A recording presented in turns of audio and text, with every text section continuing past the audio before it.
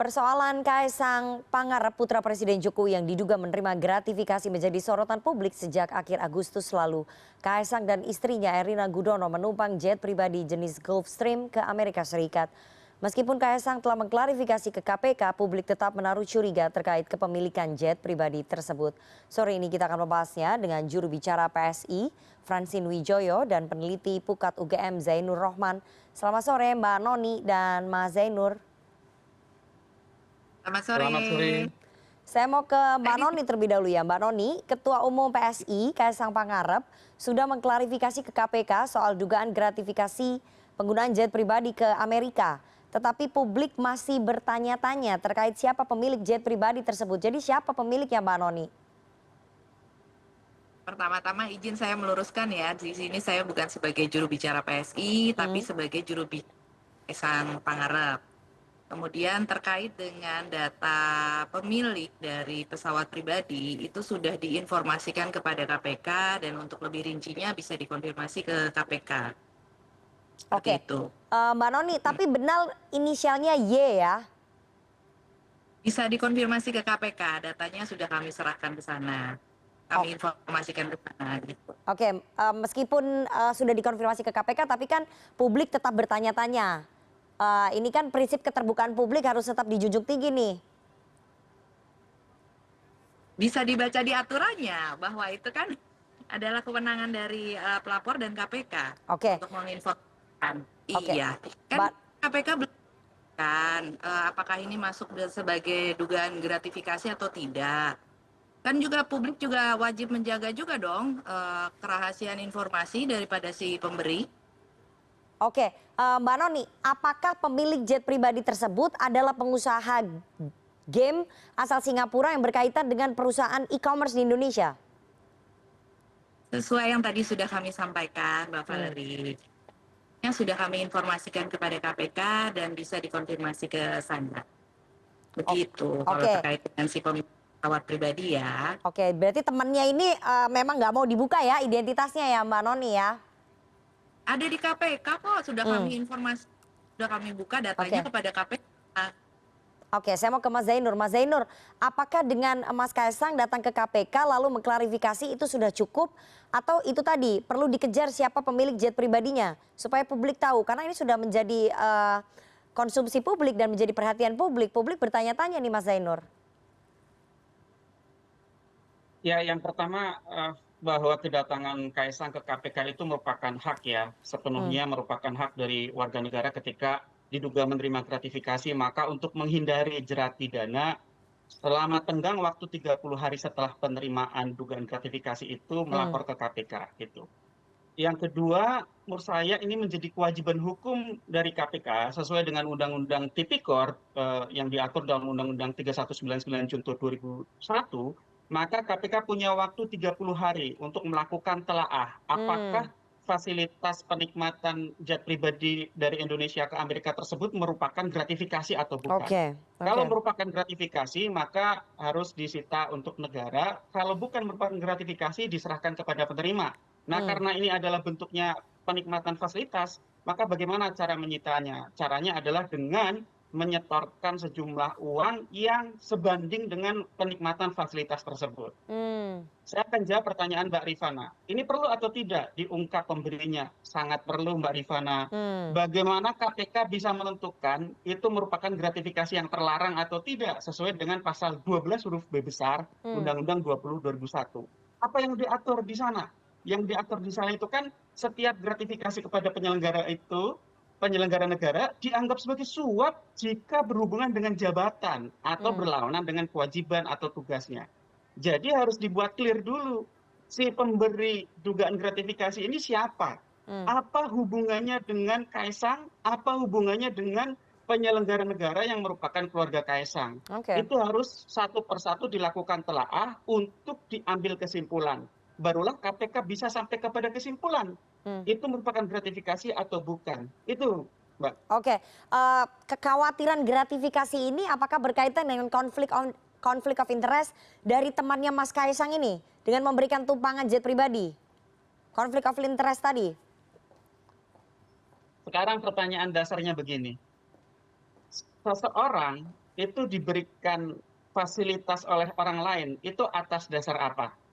Jadi di dalam peraturan Komisi KPK nomor 2 tahun 2019 itu diatur tidak semua jenis pemberian itu terlarang. Oke. Ada negatif listnya yang tidak terlarang, seperti misalnya pemberian karena pertemanan, karena keluarga, karena acara kematian, acara adat, acara agama.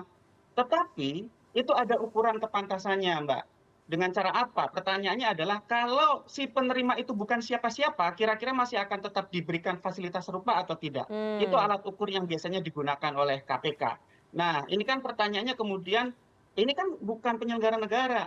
Itu sudah selesai di tahun 73, Mbak, dengan Hmm. putusan Mahkamah Agung nomor 77 Kasasi 1973, di Oke. mana di dalam putusan tersebut dinyatakan bahwa tidak harus penyelenggara negaranya, tetapi juga bisa anak, istri, atau keluarganya. Ya. Yang kedua, saya ingin mengingatkan publik, gitu ya, pelaporan gratifikasi oleh Kaisang secara deklaratif itu memang wajib diproses oleh Direktorat Gratifikasi di bawah Kedeputian Pencegahan di Ya. tempatnya Pak Pahala Nainggolan.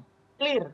Tetapi ingat, ada juga laporan, bukan deklarasi, tetapi laporan dari masyarakat.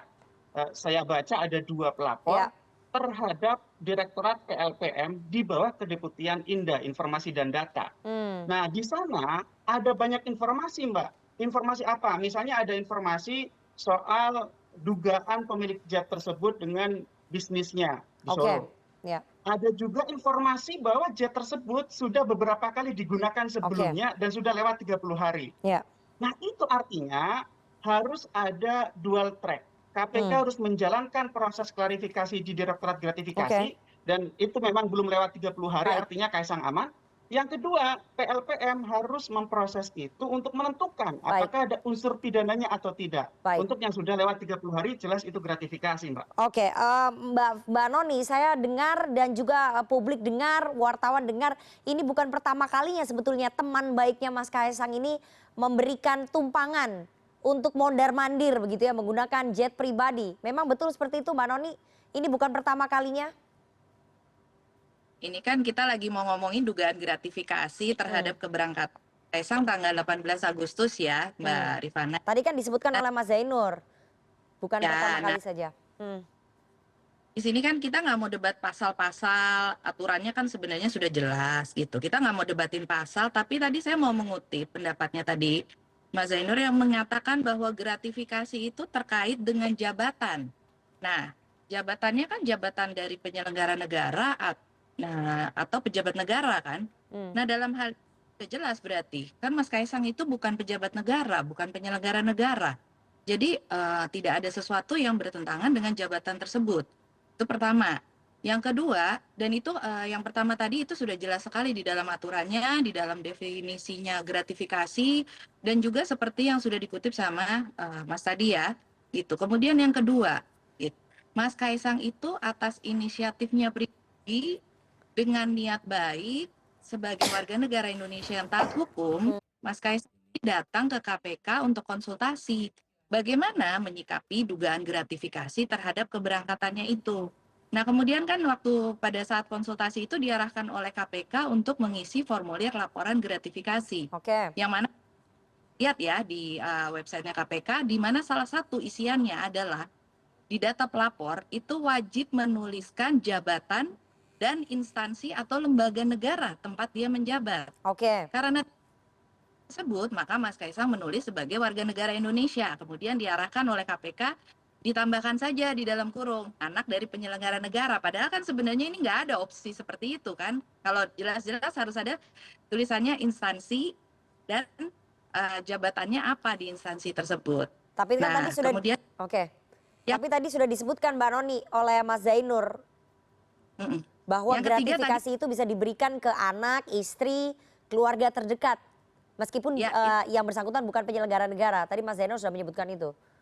ya, ini yang mau saya bahas di poin ketiga, Mbak Rifana. Oke, Hmm. tadi kan tanya tadi dengan keluarga yang disebutkan itu adalah keluarga yang dalam tanggungan. Silakan dilihat aturannya secara di dalam KPK, di aturan KPK terkait dengan gratifikasi yang harus dilaporkan oleh pejabat negara. Sekali lagi ya, saya tegaskan ya, oleh pejabat negara atau penyelenggara negara itu adalah anak, istri, suami, atau pihak-pihak yang menjadi dalam tanggungannya. Dalam Oke. tanggungan itu anak yang masih di bawah umur. Ya.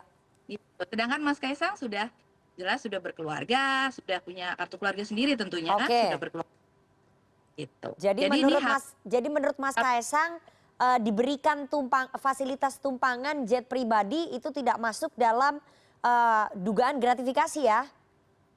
kalau melihat dari ketiga poin yang saya uraikan tersebut ya semakin jelas bahwa seharusnya ini tidak bisa masuk Oke. sebagai Oke, gratifikasi. Mbak Noni. Tapi bagaimana menjamin bahwa tidak ada konflik of interest dari pemberian fasilitas itu? Bagaimana Kaitannya kan menjaminnya? kaitannya adalah tadi dengan penyelenggara negara. Hmm. Harus Tapi ada kan dengan hubungannya. posisinya Mas Kaisang bisa mempengaruhi, diduga bisa mempengaruhi kebijakan yang dikeluarkan oleh pemerintah. Mas Kaisang ini bukan penyelenggara negara. Hmm. Dia tidak menentukan kebijakan apapun, Mbak Rifana. Ya, tapi bapaknya Presiden Republik Indonesia, orang terkuat nomor satu di Republik ini, Mbak Noni. Iya, ada juga orang tua dari pejabat-pejabat lain. Apakah harus diwajibkan Oke. untuk melaporkan? Oke. Kita putus-putus ya dengan Mbak Noni ya. Saya mau ke Mas Zainur lagi ya. Mas Zainur, jadi kalau tadi argumentasinya Mbak Noni ya ini tidak masuk dalam unsur gratifikasi begitu ya. Karena Mas Kaisang bukan pejabat negara dan bukan keluarga inti yang dalam tanggungan begitu. Enak sekali itu kalau para pemberi gratifikasi mau memberikan kepada penyelenggara negara ya, tinggal berikan saja kepada Tapi keluarga aturannya dari bagaimana penyelenggara Mas negara yang Zainur? sudah tidak ditanggung gitu ya. Aturannya gimana? Di dalam Undang-Undang Tipikor memang tidak diatur. Tadi saya sudah sebut itu adanya di dalam jurisprudensi. Putusan Mahkamah Agung dari tahun 73. Ini Indonesia kok mundur jauh sekali. Oke. Putusan nomor 77 kasasi 1973. Di sana itu sudah menjadi jurisprudensi. Dikutip oleh MA berkali-kali. Artinya itu sudah menjadi satu patokan baku di Mahkamah Agung dan akan diikuti oleh putusan-putusan pengadilan yang lain. Atau kalau kita mau bicara soal kasus, mungkin publik masih ingat kasusnya Chol dan Andi Malaranggeng gitu ya. Itu kakak adik, beda kakak dan sama-sama sudah berusia sangat dewasa begitu ya. Jadi bukan soal ini masih ada di dalam kakak atau tidak, apakah ini masih anak-anak atau tidak. Tetapi yang paling penting di-clear-kan oleh KPK adalah apakah pemberian gratifikasi tersebut berkaitan dengan jabatan penyelenggara negara atau tidak. Nah, sehingga tadi saya setuju. Kuncinya adalah untuk meneliti adanya potensi konflik kepentingan atau tidak. Kalau memang tidak ada clear dan pemberi gratifikasi ini biasa memberi tumpangan kepada semua orang, orang lewat pun diberi tumpangan, bukan anak presiden diberi tumpangan, ya silakan. Tapi kalau itu berhubungan dengan jabatan penyelenggara negara, sesuai dengan jurisprudensi Mahkamah Agung 77 1973 itu tadi, ingat jurisprudensi itu salah satu sumber hukum ya, agar publik juga dapat memahami gitu. Itu jelas tidak hanya kepada penyelenggara negaranya, tetapi juga kepada keluarganya, kepada anaknya, kepada istrinya gitu.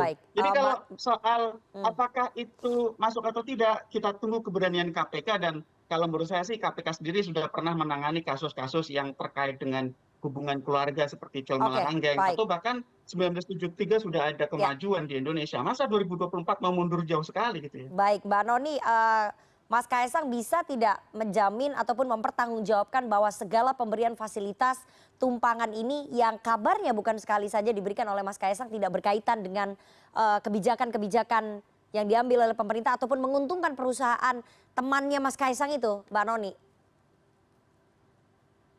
Tadi saya ingin menanggapi terkait dengan putusan jurisprudensi itu tahun 1993 kan ya, gitu. Undang-undang ini lahirnya di tahun 1999, kemudian direvisinya di tahun 2001. Tentu inilah yang menjadi acuan kita, aturan yang terbaru terkait dengan tadi definisi gratifikasi, gitu ya. Kemudian tadi kalau terkait dengan kebijakan, Mas Kaisang ini bukan penyelenggara negara, Mbak Rifana. Oke. Jadi dia tidak melahirkan kebijakan dan tentunya kebijakan-kebijakan yang diambil Mas Kaisang itu tidak berkaitan dengan penyelenggaraan negara. Baik, tapi Mbak Noni terakhir ya, ini menjawab pertanyaan publik. Kalau memang tidak ada keuntungan kebijakan ataupun menguntungkan perusahaan temannya Mas Kaisang, kenapa Mas Kaisang tidak belak-belakan saja ke publik? Siapa sih sebetulnya temannya yang memberikan tumpangan ini? Kalau memang tidak ada yang diuntungkan di sini ataupun tidak ada dugaan gratifikasi, kenapa tidak membuka saja ke publik begitu? Karena kan ini sudah menjadi konsumsi publik, Mas Kaisang juga dibully di media sosial, publik juga mengkritik. Iya, kan sudah disampaikan ke KPK. Tinggal dicek aja kok. Oke, jadi bolanya dilempar ke KPK ya. Begitu ya Mbak Noni ya? Nggak dilempar, memang silakan bisa ditanyakan saja kepada KPK. Oke, terakhir Mas Zainur, ini tampaknya dari pihaknya Mas Kaisang menyerahkan ke KPK, artinya ini bolanya ada di KPK. KPK akan berani untuk menelusuri lebih lanjut ataupun membuka ke publik siapa sebetulnya temannya Mas Kaisang ini, atau ya KPK masuk angin aja Mas Zainur? Ya, izinkan saya menjadi bagian yang agak ragu dengan KPK karena ya track record KPK 5 tahun ke belakang ini sangat memprihatinkan begitu ya. Oke. Ini ujian sejarah buat KPK begitu ya. KPK itu harus memproses dua-duanya. Yang pertama adalah di Direktorat Gratifikasi untuk menentukan apakah itu gratifikasi atau bukan. Dan kalau itu terkait dengan gratifikasi, memang itu bukan merupakan pidana karena masih tenggang 30 hari. Khusus untuk perjalanan ke Amerika. Tapi di lain sisi gitu ya, ingat ada laporan masyarakat melalui Direktorat PLPN. Ini juga harus ditindaklanjuti oleh KPK. Dan dua-duanya itu secara undang-undang harus dijalankan oleh KPK sampai kepada kesimpulan. Nah, KPK harus akuntabel kepada publik, harus transparan. Bagaimana KPK memutuskan apakah itu gratifikasi atau bukan. Yang kedua, apakah itu tindak pidana atau bukan. Oke, Kita akan tunggu ujian sejarah bagi KPK ini. Kita akan tunggu keberanian KPK supaya tidak tajam ke bawah, tumpul ke atas ya. Siapapun sama di mata hukum, kata Presiden Jokowi pada saat ditanya oleh wartawan terkait dengan status laporan putranya di KPK. Kita akan tunggu bersama keberanian KPK. Terima kasih dua orang narasumber yang sudah bergabung pada sore hari ini. Ada Mbak Francine Wijoyo, juru bicara dari Mas Kaisang Pangarep, dan juga Mas Zainur Rohman, peneliti dari Pukat UGM. Sehat selalu. Terima kasih Mbak Rifana, Mas Zainur, sehat semuanya. Terima kasih.